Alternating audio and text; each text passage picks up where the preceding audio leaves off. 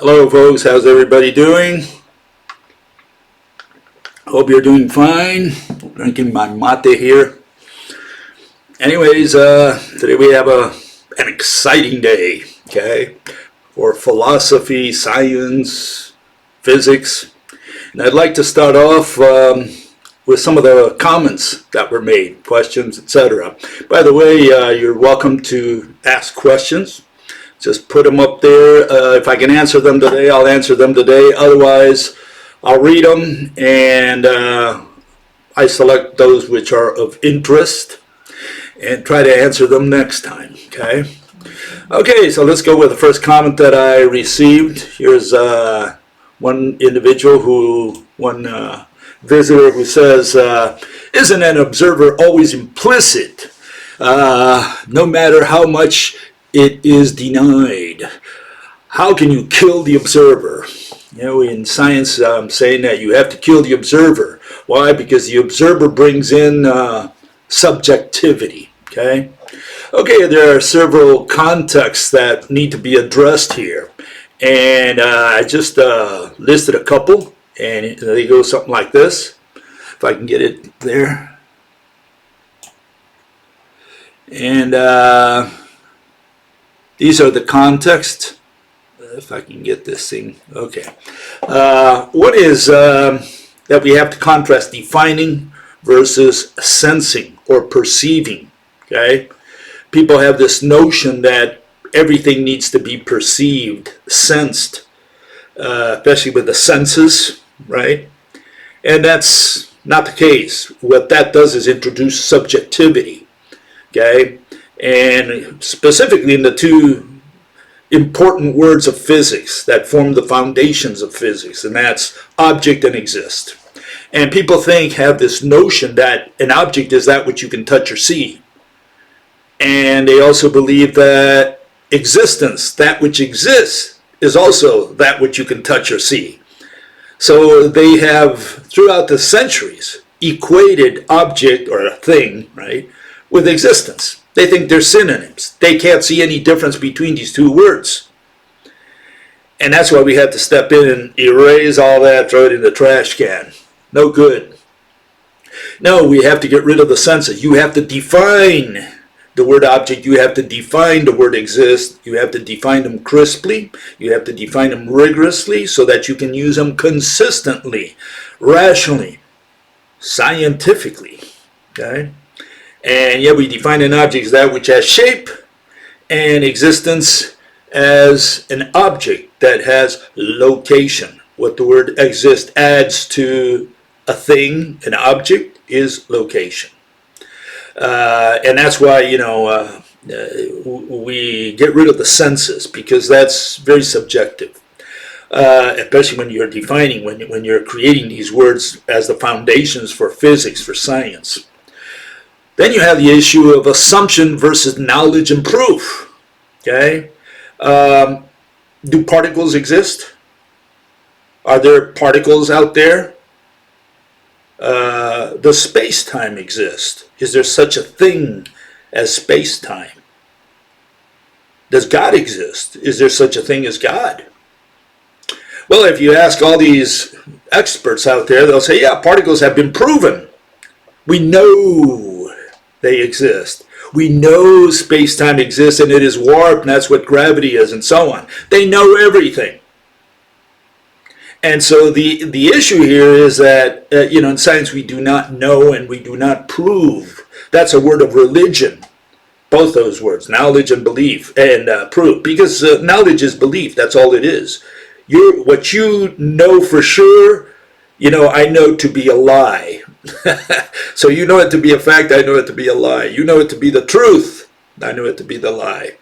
And so no, we don't say that God exists, and we don't say that God doesn't exist like the atheists do. We say, let us assume that God exists. And now we can proceed to tell a theory based on that assumption.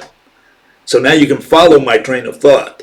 But to say that God does not exist or God exists, all you're doing is giving your opinion. Okay? And we don't care about opinions in science. That's religion. Okay? Okay, and then there's the issue of explain versus observe. Okay, and people say, well, don't you need to observe a phenomenon before you can explain it? That's their reasoning. That's what they've been taught by the mathematical physicists, so-called physicists. They're just mathematicians. They know nothing about physics. And what these people say is, you have to measure. And of course, if you got to measure, well, then you apparently are going to need the eyes, at least, maybe your hands, right? So they say, see, you need to observe. And they bring the observer in. And then it turns out the observer, is like a witness in a trial. He starts giving testimony, personal testimony. Well, we don't do that in science. And so what's the issue? Yeah, we have to kill the observer, like in the mafia. You shoot them down. No witnesses. Has Stephen Hawking, when he was alive, did he ever see a black hole? Out there in space, I mean, Did he ever see a black hole? Did he touch a black hole? Did he smell one? Did he taste one? Did he hear one? No. Does that mean he cannot theorize and say, let us assume that there's such a thing as a black hole? And now here's the equation. I can explain based on that, why the star goes around allegedly nothing. It doesn't mean you have to believe his theory. It just means you can follow his train of thought because he makes an assumption. He makes an assumption that there is such a thing as a black hole. He doesn't need to see one. He doesn't need to touch one.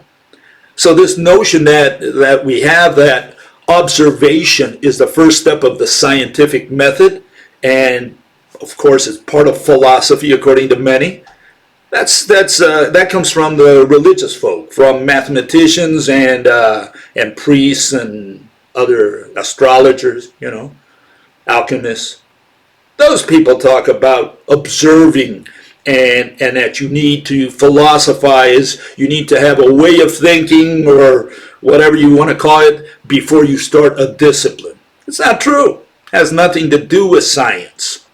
Okay, so we do not observe, and it is not the first step of the scientific method. So it's this obsession that people have because they've been educated that way, that you need to observe, that you need to somehow see, touch, and feel, and whatever. A blind man can be, and a deaf man can be scientists, for sure.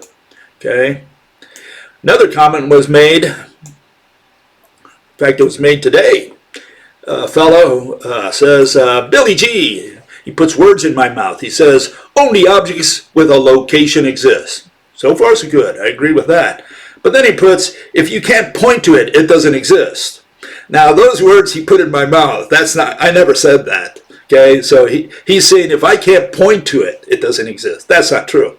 At least that's not what I've ever said. Okay, so where he got that, I don't know. So he answers his own question, his own this straw man that he raised. He says, do words exist? Do time exist? Do thoughts exist? And that I'm supposedly answering, can you point to a word? Can you point to thought? Can you point to time? Well, they don't exist because I can't point to them. No. Let's make sure we understand that's that first line. If an object has location, it exists by definition. Not because I believe or disbelieve or think that maybe I believe, No, none of that plays any part in it. That's all subjectivity. The definition is objective, okay? And of course, a lot of religions falls, like I say, the definition of the word object destroys all religions. You got to tell me whether God is an object or a concept. And if God is a concept, concepts don't exist by definition. Only objects may exist because the word exist belongs exclusively to physics. It doesn't belong to religion. It doesn't belong to philosophy, not to metaphysics, not to ontology. It belongs to physics exclusively. So anyone touching the word exist in a debate, in a dissertation, in a discussion, has stepped the line over into physics, whether they know it or not. Okay, existence belongs exclusively to physics. Only physics deals with and tries to explain things that exist and what they did. Okay, what happened. And so, you can only point to a shape. So you can't point to energy, you can't point to mass, you can't point to force, all those time. You can't point to any of those words used by mathematical physicists to explain, supposedly give a physical interpretation to mechanisms. And that's why they fail. That's why mathematical physics is garbage. It's nonsense. Because they're using concepts as objects, and that is irrational. That's the first criterion for irrationality. The other two being the two main ones, again, definitions, if they don't have definitions or use them inconsistently. And the third one is that the theory does not follow from the assumptions. Okay, so yeah, put words in my mouth, that didn't work. Of course, people are afraid that their religion goes down the drain, and so they raise these straw men. Okay, this is what, the 9th one in the series. I've been talking about Ayn Rand, and the reason I brought her up is that people think that, or at least many people who read my stuff think, oh, he's saying the same thing as Ayn Rand. I think just like her. And absolutely nothing could be further from the truth. I mean, we're total opposites. And people can't understand that. And if they can't understand that, there's a lot of stuff they're not understanding about the rational scientific method, about rational science, about this channel. That's where the problem is, okay? And that's why I want to clarify what's different between Ayn Rand and me. And I've been talking about that in the last 8 videos. Today I want to talk a little bit about 2 subjects. One is altruism, and the other one is about politics, something that Ayn Rand dedicated a lot of time to, okay? And so first let's find out, what her notion of philosophy is. And obviously we don't see eye to eye on that issue. She called her so-called philosophy, she called it objectivism. And what that included happiness, morality, productivity, and what noble, be noble or whatever. Good, bad, right, wrong. All those are subjective. Okay, and so what's my criticism of that? Well, here it is in a nutshell. Okay, and I'm saying that all she did was give her opinion. She was recommending on how to behave. Okay, and this has nothing to do with philosophy, because philosophy, according to rational science, is one of the 2 branches of science, and it essentially we define it as rational explanations of behavior. You have to tell me why, for example, right, Caesar went to England. Why did he go there? What was the reason? What was his purpose? And there are different theories, okay? And that's where science vibrates.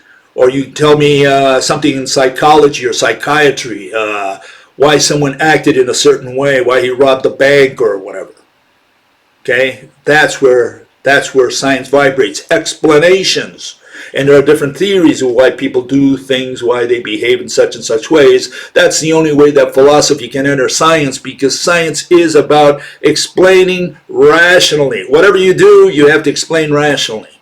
Okay? And we also already set the criteria for rationality in a couple videos ago. So for those who have questions, you just look them up.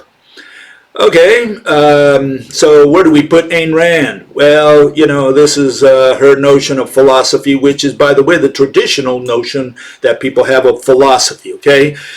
She had recommendations, a guide for living, course we take in life, how we treat other people, okay? Those are recommendations. Those are opinions, okay?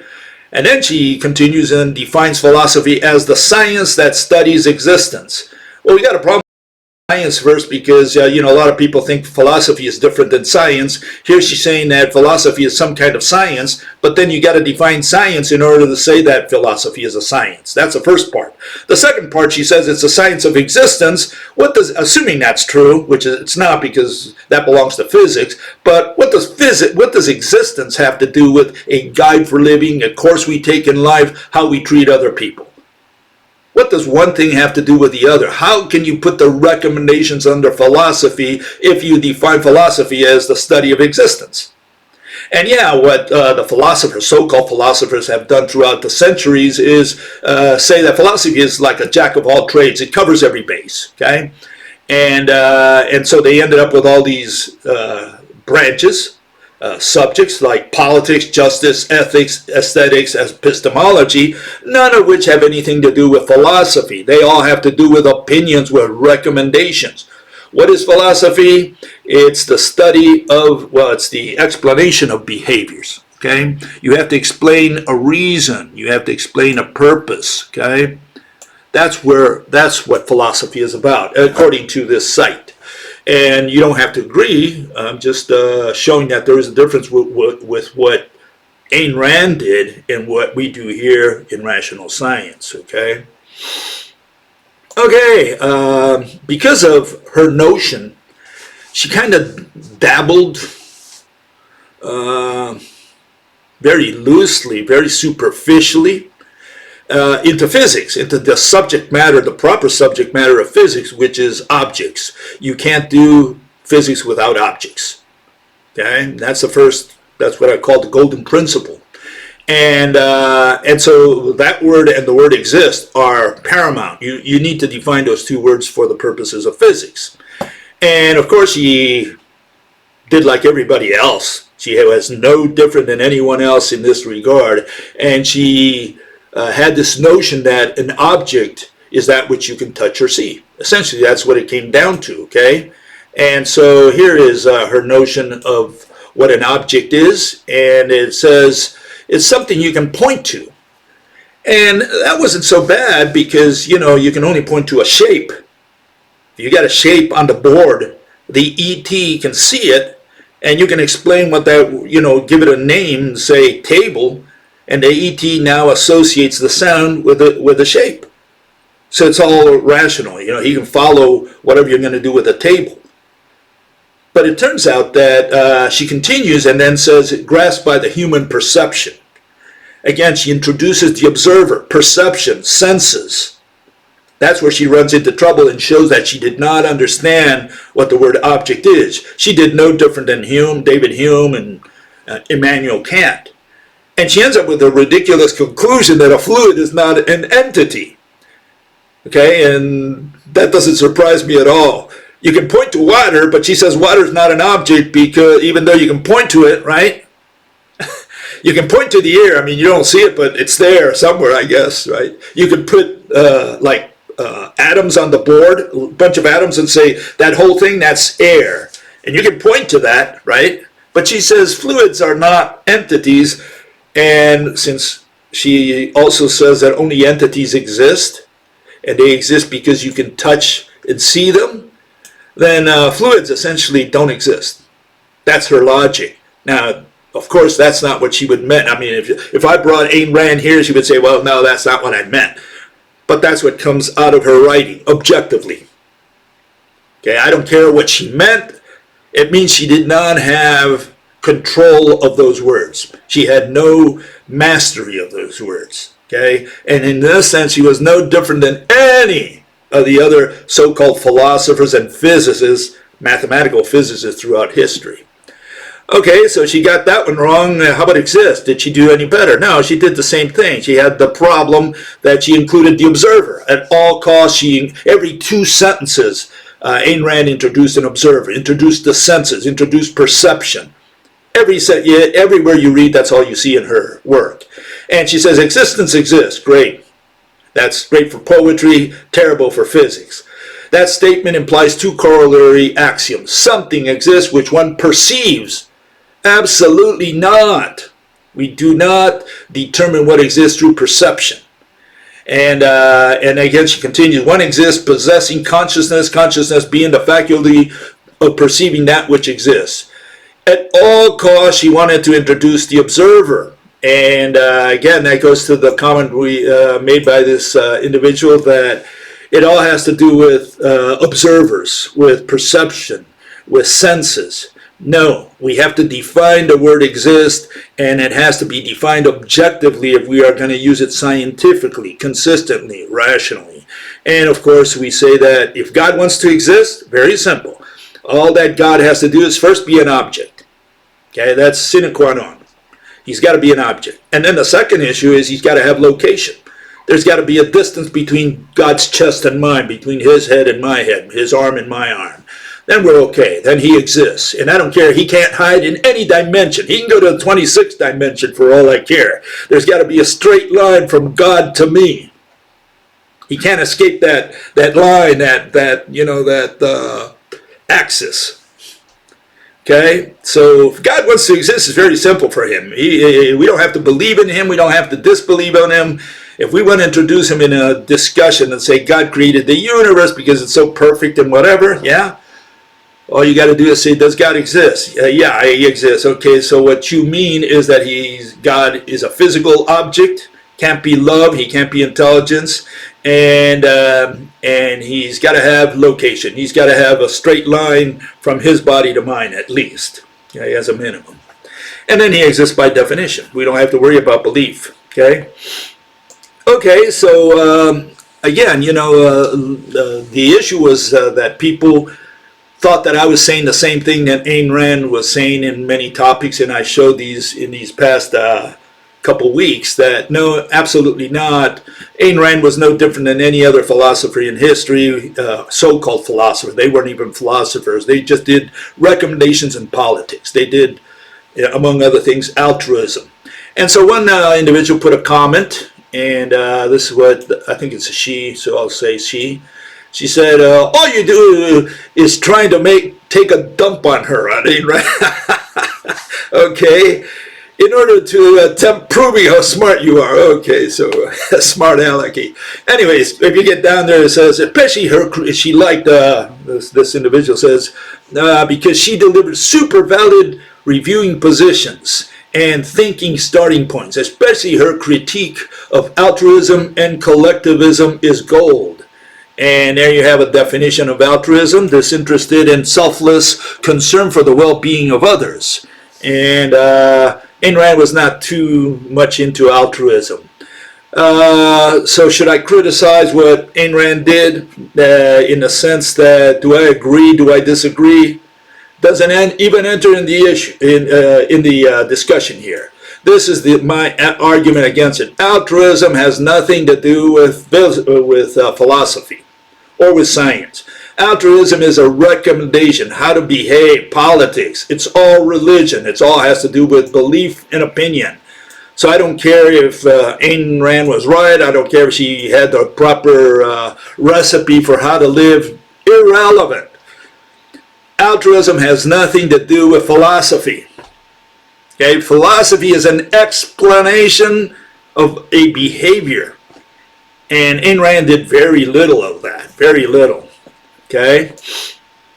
And this is what she thought about altruism. This is good old Ayn Rand. She said, the proper method of judging when or whether one should help another person is by a reference to one's own rational self-interest. Okay? She was criticized heavily by a lot of people for that. And one's own hierarchy of values. And again, all I can say is none of that has anything to do with philosophy. Okay, so I put that up again. Okay, this has nothing to do with philosophy. Philosophy is about explaining. Okay, so what was Ayn Rand's general picture of altruism? Just to put it in the right context here. She gave an example, and I guess that essentially portrays her vision of altruism. She said, imagine a loved one, let's say your mother, your son, or whatever's the most loved person for you, maybe your wife, your girlfriend, okay? And this person's drowning, okay? Should you risk your life to save that person? Should you throw yourself in the river, in the lake, whatever, to try to save that person at the risk of your own life? Well, if you do, you may be doing it for your own self-interest. It's because your happiness depends on that person. You want to save them because that's going to create happiness for you if that person is alive. If that person dies, well, then you're not going to be very happy.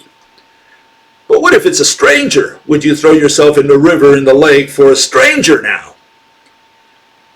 And so she says, well, now you got this issue of, of whether you should risk your life for something that's not going to make you happier. Okay?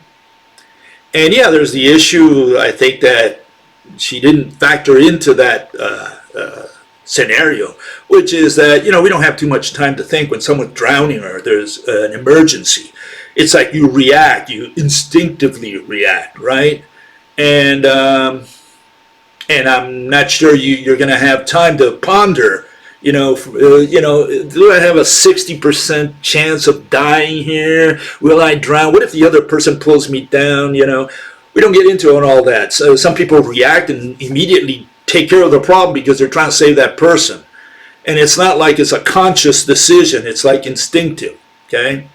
But that's, again, irrelevant because, again, none of that has to do with explaining behavior, okay? And that's the main point that I want to make here, okay? See, what Ayn Rand did as a result of that, she extrapolated these notions from the individual to politics, to a country, to the government. Okay, she says, based on that reasoning, should you help other people through your pocketbook, especially? Should you vouch for welfare, for Social Security, for Medicare? I mean, she says, here we're going to be paying the working person, the person who really creates something for society, and is maintaining this parasite, as she put it. And she didn't like that at all. And you might say, well, Bill, what do you think? Well, again, I don't get into that. I'm just saying that that's a recommendation. That's not a philosophy, because philosophy, the notion people have of philosophy, it's a way of thinking. That's not the scientific definition of the word philosophy. We cannot use that in a discussion, in a rational debate. We cannot say philosophy is just a way of thinking. That's too vague, that's too general. We can't use that, but that's the notion people have. Oh, it's Joe's philosophy. That's where the problem is. The problem is in the definition of the word philosophy, and people take this common notion and try to bring it into science. And you can't use it in science consistently. It's too vague, too general. It's got to be more specific than that, what philosophy is. And that's why we have to define it as explanation. If you're not explaining anything, you're not philosophizing. Okay? That's according to rational science. So, Ayn Rand extrapolated her notion from the individual to the state, essentially. Okay? And so she came up with this idea. One of the notions, she obviously wrote a lot, says poverty and suffering. One would seek to discover their cause. Okay, yeah. Why did some nations develop while others did not? Okay, and she says capitalism is the only system that enables men to produce abundance, and the key to capitalism is individual freedom. She was thinking again of free will, or as I like to call them, the free willies. All these people believe in free will. Okay, and what do I have to say about that? Well, for the first time, I'm going to stick my neck out for good old Ayn Rand, okay? I say she did a pretty good job here. For the first time, she's trying to explain something. She's trying to explain why some countries are more advanced than others. What happened there. And that's good. That's more like history, not politics. That's not a recommendation. That is an explanation. So I did like that, in general. But this is, not her typical type of exposition. She, in general, what she did was give recommendations on how to live and what the government should do and why you shouldn't worry about the poor people. They should worry about themselves. Everybody should worry about themselves. Free will. You do whatever you have to do to survive in life except, hurt me, steal from me, do some damage to me. Otherwise, do whatever you want. And that's where she came up with this role or the purpose of government. And she says the following: This is her conclusion on this. The only proper purpose of a government is to protect man's rights. Okay, that's the role of government, okay, which means to protect them from physical violence. And I guess she would also refer to robbing, stealing, that kind of thing. I'm sure she included that in this notion. Okay, she says, play fair. Don't hurt me, don't steal from me, otherwise do whatever you want. And government should limit its, its extent, its scope, just to that, to make sure that nobody hurts another person, nobody steals from another person. This is the role of government, and not have private industry regulate all that stuff. She said she was certainly against all that stuff, and she said the only proper function of a government are the police to protect you from criminals, the army to protect you from foreign invaders, and of course to protect your property and contracts from breach or fraud. La la la la la. Okay. And the source of government's authority is the consent of the government, of the governed.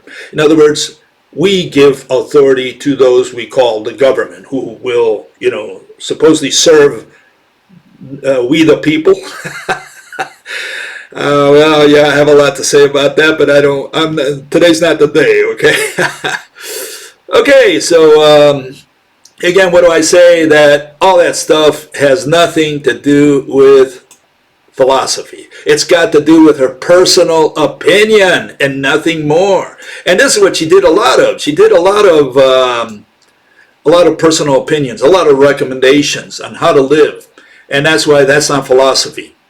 That's a way of thinking, and a way of thinking is not philosophy. That's not the rigorous definition of the word philosophy.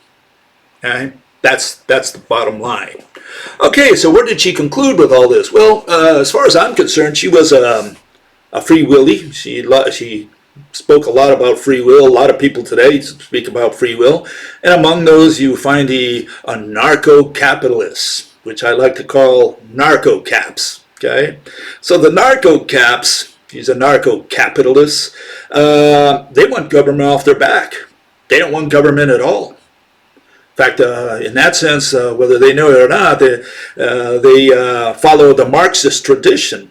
Karl Marx, he said, yeah, first you have this dictatorship of the proletariat, but eventually, this was the notion, where does this lead to? Well, first you need to impose the dictatorship of the proletariat. What, to get rid of the privileges? You got to get rid of Bill Gates and all these guys who have billions of dollars and just sitting on their butts doing nothing. It's the worker who produces the goods, right, and services. So, the workers can do without these guys, because these guys really are just parasites. They're the parasites. And the rich people say, no, you're the parasite, because, see, I made my money,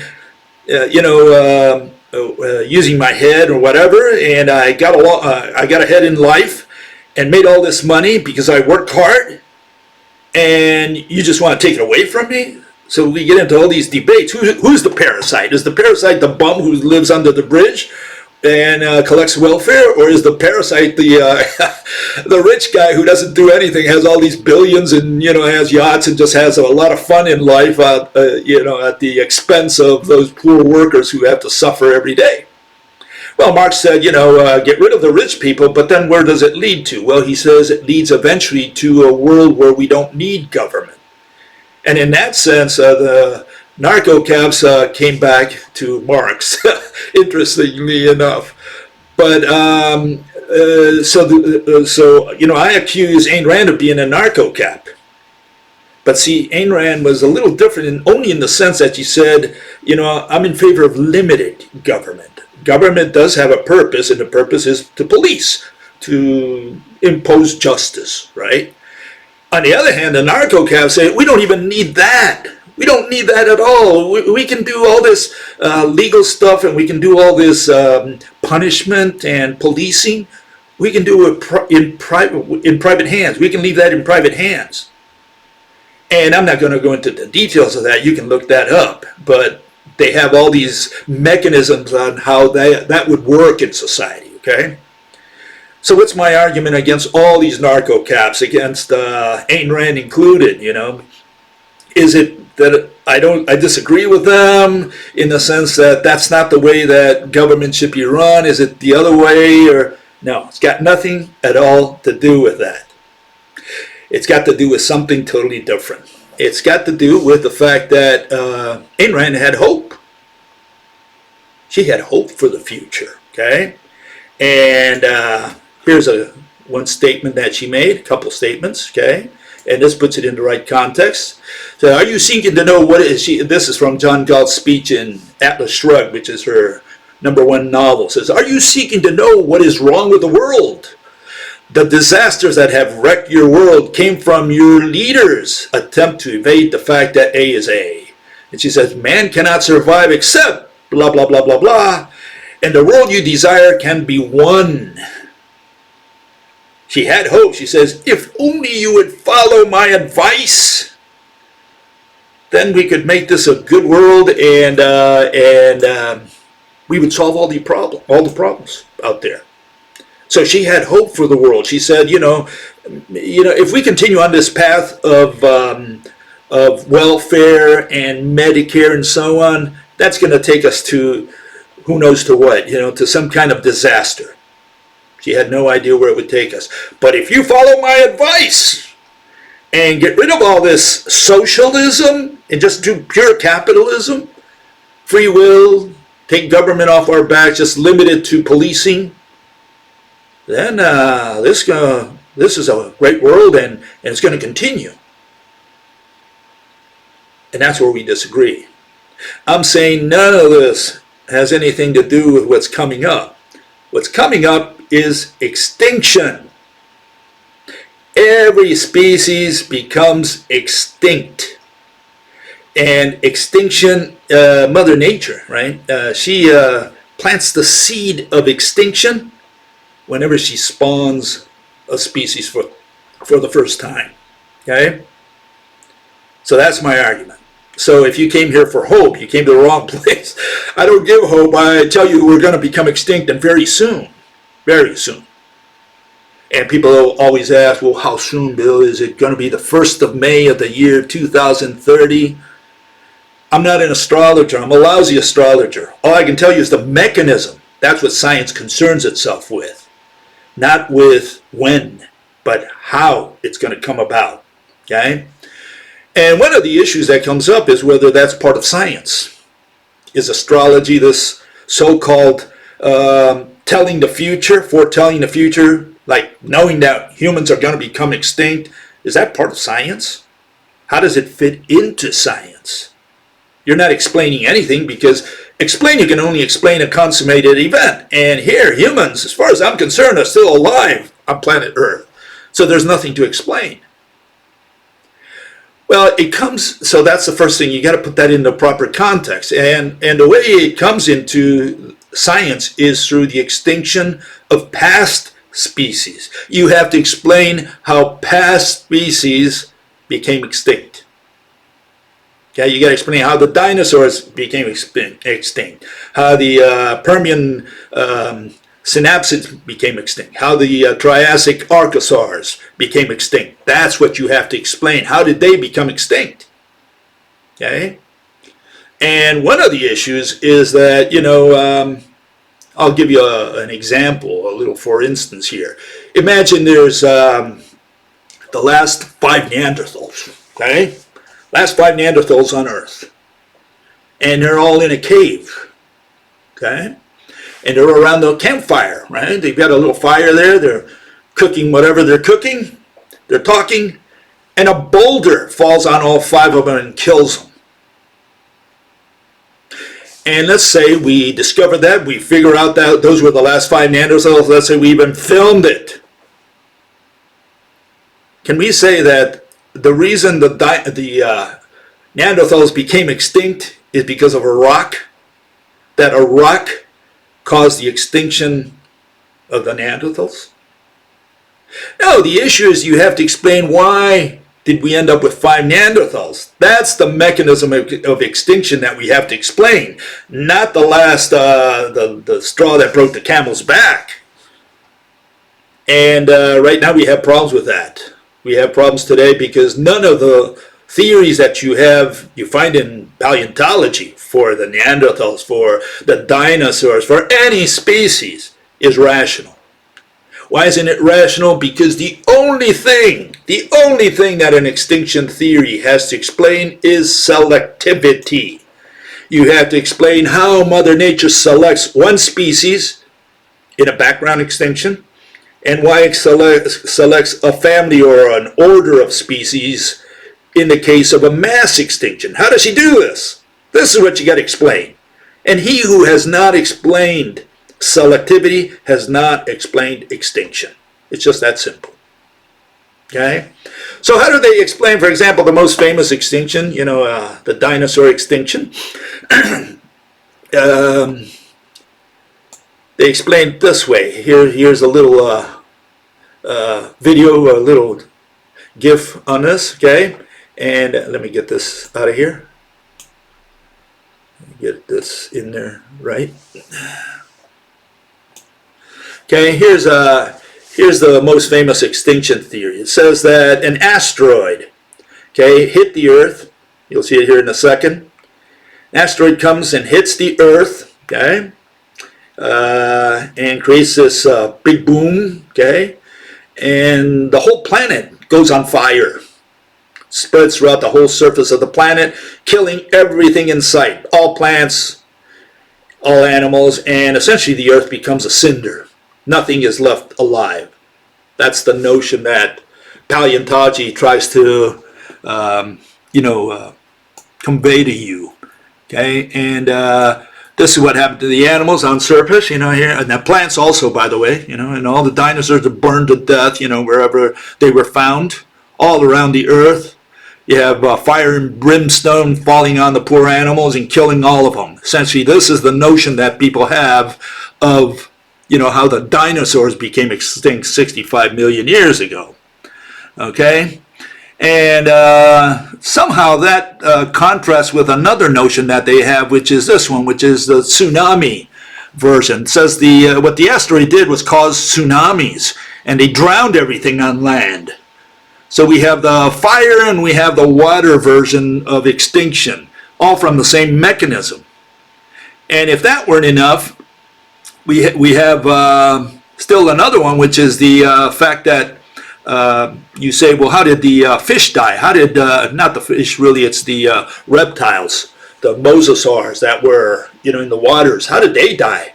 How did and there were other fish, especially the plankton. How did they die? Well, for this they had to invent another mechanism. They said, well, it turns out that and that's when you'll find, and I'm not putting words in their mouth, the asteroid fell on a pile of sulfur. And so it acidified the waters, and apparently some animals couldn't take it down there. Some survived, some did, because some could take the acidity and some could not. And how about the mammals on land? Were they wiped out as well? And the plants?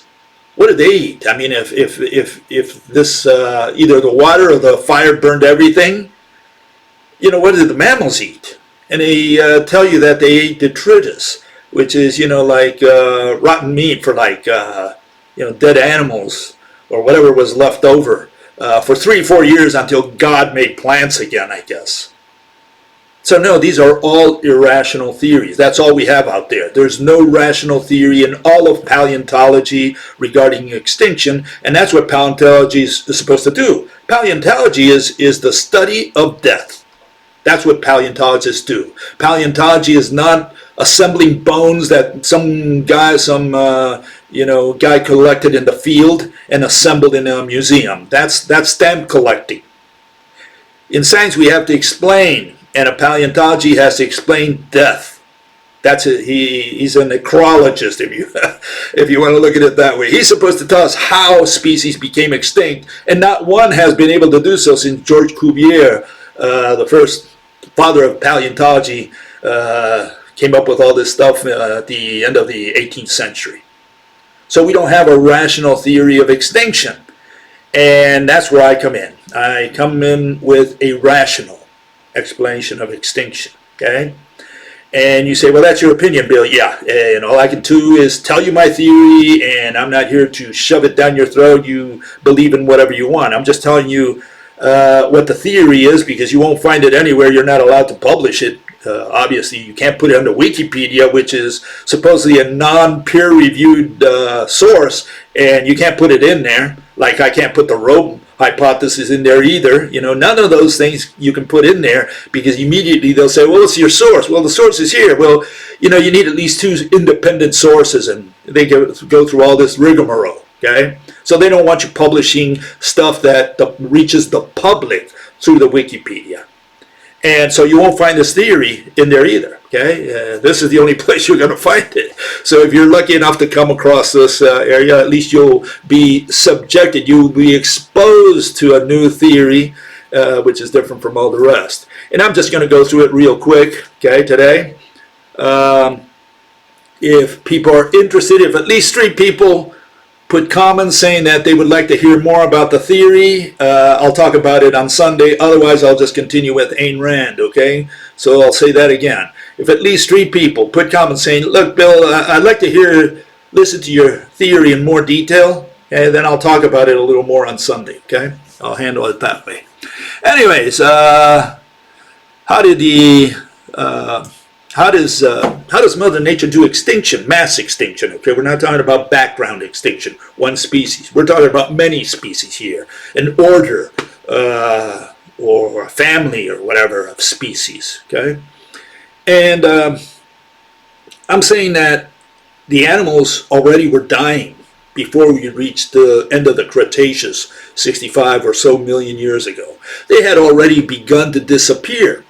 And the reason they began to disappear, not only in variety, in the number of species, but also in the quantity of animals per species, is because the plants that they were eating were disappearing. The way Mother Nature does extinction is through food. Okay, she does it through starvation. That's my argument. Okay, and here you can see a graph that was collected after 4 years by groups. And it's known as the Cretaceous terrestrial revolution. And what you can see there is that angiosperms, at least since the middle of the Cretaceous, even before then, began to take over the land. They were displacing what the dinosaurs were eating, which were the conifers, which included the cycads, the ginkgos, and other gymnosperms, okay?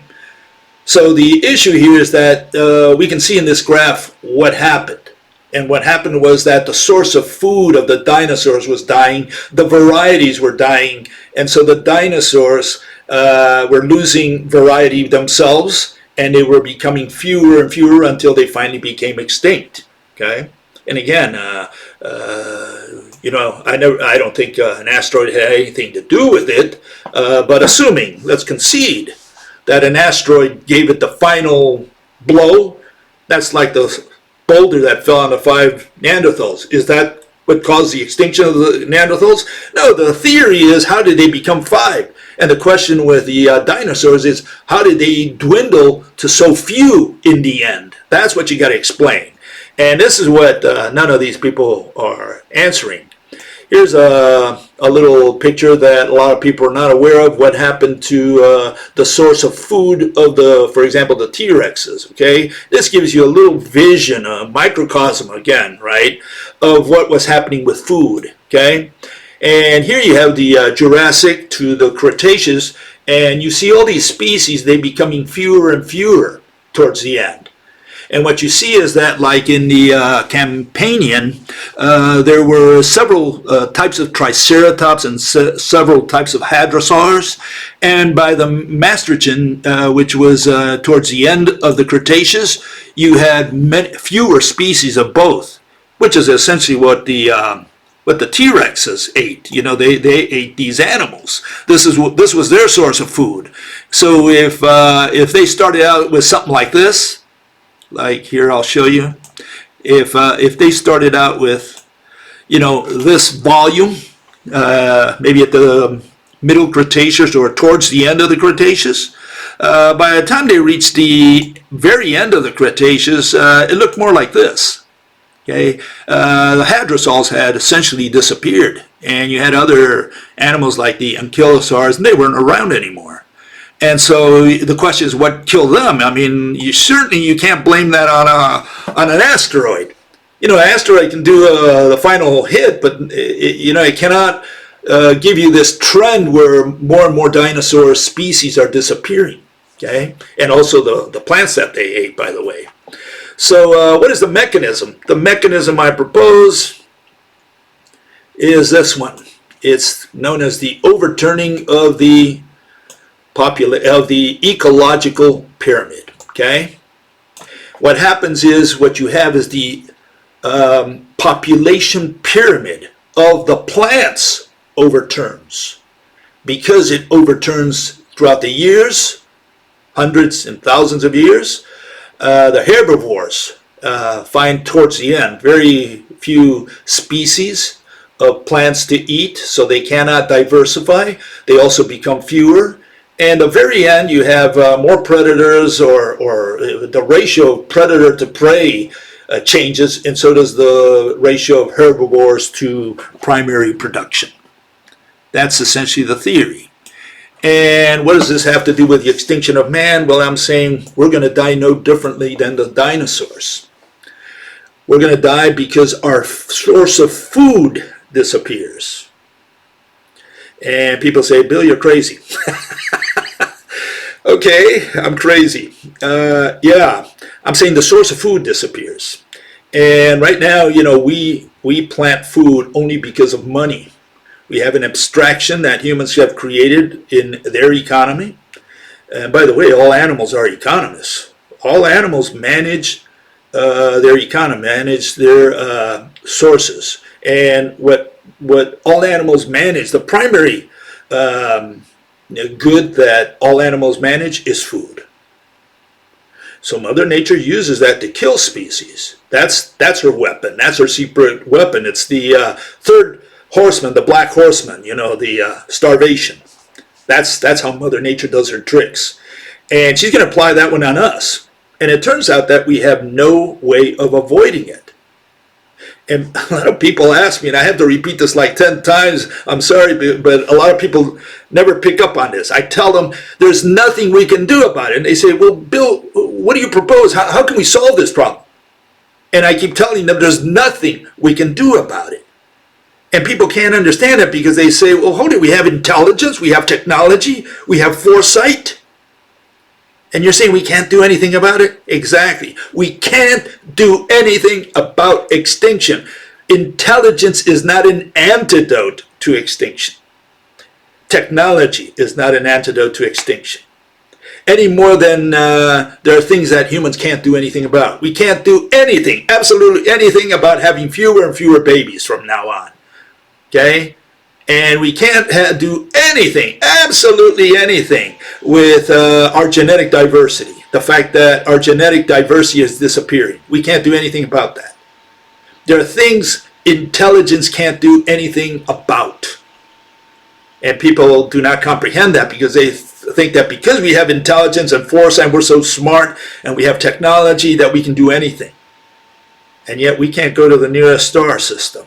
And probably never, for sure, we'll never will. That's surrealistic. We'll never get to Mars. I doubt it very much. But so what's the issue? The issue is we can't do anything about it. We can't do anything about the overturning of the population pyramid of humans, first of all, and we can't do anything about the overturning of the ecological pyramid. Why? Because we have all these corporations who produce food and distribute it to the cities, where everybody is stuck, depending on these corporations. And when, not if, but when, the global economy, the human artificial economy, completely collapses, money is no more. Money is no more. Money has no value at some point. And that's where people have a lot of problem with that. I got to go through this long explanation of why money is no more. You will not accept money anymore. And if you don't accept money, well, the corporation that produces food and distributes food has no incentive to produce food and distribute food. And now millions, billions, 8 billion people die in a matter of weeks. Okay, that's the theory in a nutshell. If you want more, at least I'll need 3 people to put in there saying, look, I'm interested in hearing a little more about it. Okay, then I'll talk about it on Sunday. Otherwise, I'll see you on Sunday. I'll talk about Ayn Rand. Okay, I think it's the final chapter, the final episode. So we'll see you on Sunday. Okay, bye-bye.